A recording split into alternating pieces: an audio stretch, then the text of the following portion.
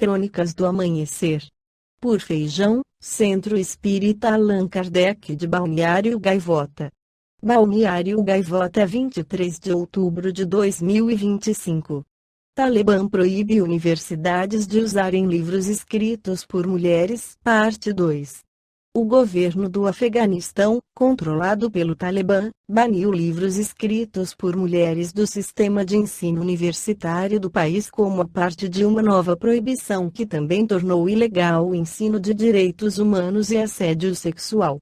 Cerca de 140 livros escritos por mulheres, incluindo obras como Segurança no Laboratório Químico, estão entre os 680 livros considerados preocupantes devido às políticas anti-Sharia, lei islâmica e anti-Talibã. As universidades também foram informadas que não têm mais permissão para ensinar 18 disciplinas. Um oficial do Talibã disse que as disciplinas estão em conflito com os princípios da Sharia e a política do sistema.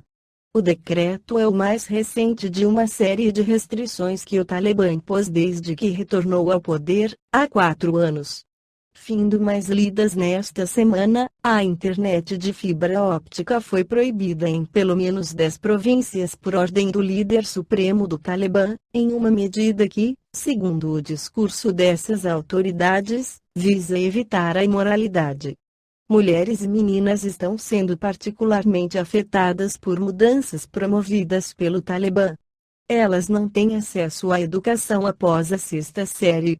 Uma de suas últimas alternativas de educação foi cortada no final de 2024, quando cursos de obstetrícia foram discretamente encerrados. Agora, até mesmo temas diretamente ligados às mulheres discutidos em cadeiras universitárias foram alvos. 6 dos 18 temas proibidos em universidades são especificamente sobre mulheres, incluindo gênero e desenvolvimento, o papel das mulheres na comunicação e sociologia das mulheres. O governo do Talibã disse que respeita os direitos das mulheres de acordo com sua interpretação da cultura afegã e da lei islâmica. No livro da manjedoura, Emaús Wesley Caldeira esclarece, na sociedade judaica do período de Jesus, e no Oriente, em geral, não se admitia a participação da mulher na vida pública. A casa era o reduto da mulher e sua esfera de ação. Por isso, sua formação se restringia às atividades de ordem doméstica. Se ela saía do lar, deveria apresentar-se com o rosto coberto por um véu especial, em respeito aos bons costumes, sob pena de sofrer repúdio do marido, sem restituição do dote. A mulher, legalmente, equiparava-se à criança e ao escravo. Era vergonhoso dirigir a palavra às mulheres nos espaços públicos ou cumprimentá-las, e os rabinos sugeriam que um homem falasse pouco com as mulheres, mesmo a esposa. Filondes, em Jeremias, 2005, página 475, o filósofo judeu, escreveu: negócios, conselhos, tribunais, procissões festivas, reunião de muitos homens, em suma, toda a vida pública com suas discussões e assuntos, em tempo de paz ou de guerra, é feita para homens. As jovens devem permanecer nos cômodos afastados, fechando como limite a porta de comunicação, com os apartamentos dos homens, e as mulheres casadas, como limite, a porta do pátio. Obviamente, essas limitações não eram absolutas. Algumas mulheres da nobreza não se submetiam a elas. E, assim como as mulheres atenienses da fase clássica, as mulheres hebreias comuns desfrutavam de certa liberdade em algumas festas, como aquela que ocorria nos vinhedos das cercanias de Jerusalém, quando até as jovens das famílias abastadas poderiam exercitar certos ritos de exibição aos rapazes.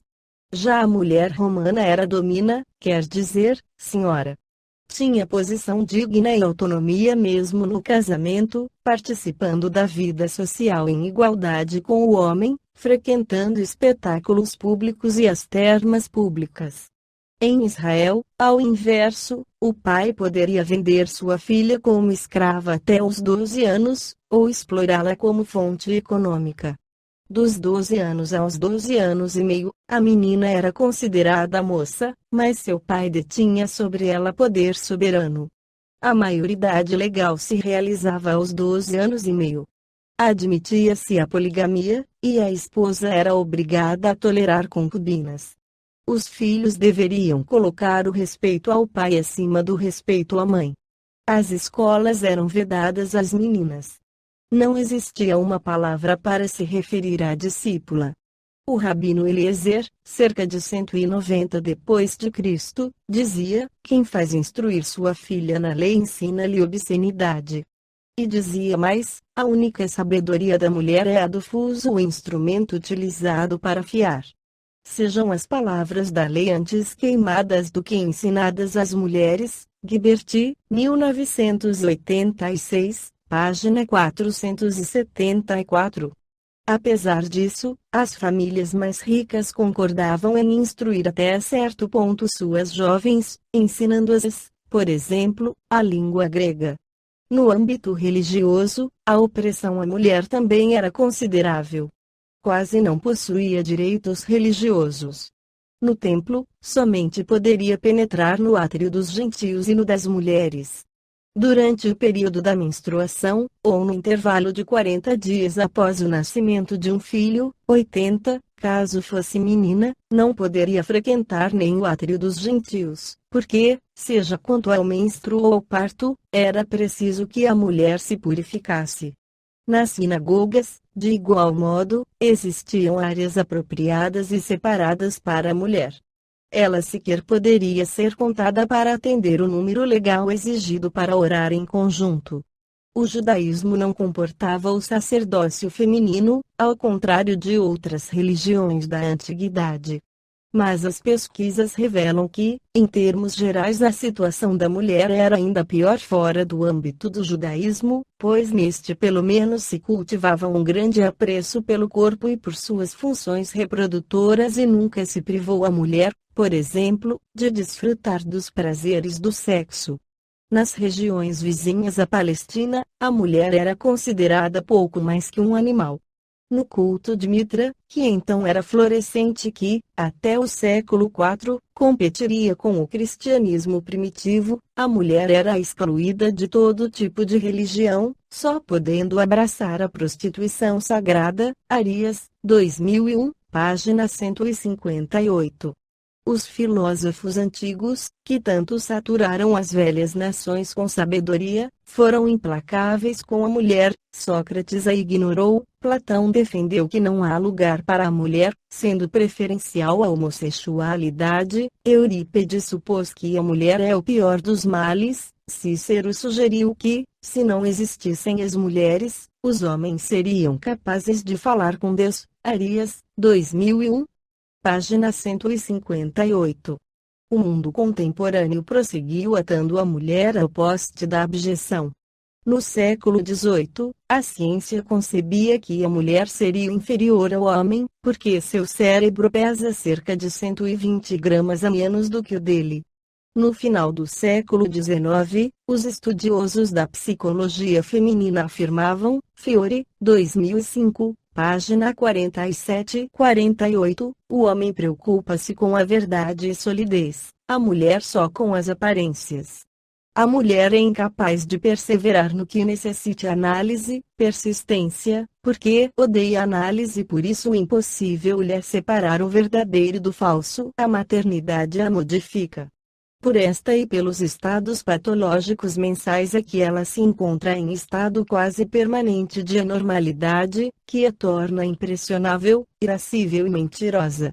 Algumas passagens do Antigo Testamento sugerem alguma valorização à mulher, citando atividades femininas no culto e no templo, mas sem maiores esclarecimentos. Débora, Judite e Esther são heroínas da literatura bíblica. Em Provérbios, uma boa mulher é um dom de Yahweh, 19:14. Em contrapartida, Ben-Siraque, no Eclesiástico, foi ríspido, uma mulher má é uma canga de bois desajustada, quem a subjuga é como quem pega um escorpião, 26:7.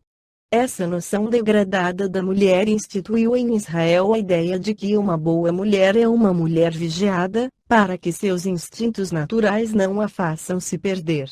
Nas camadas pobres, porém, razões econômicas afastavam a mulher mais frequentemente das fronteiras domésticas. Permitia-se à mulher buscar água na fonte, fazer a colheita e outras atividades do gênero.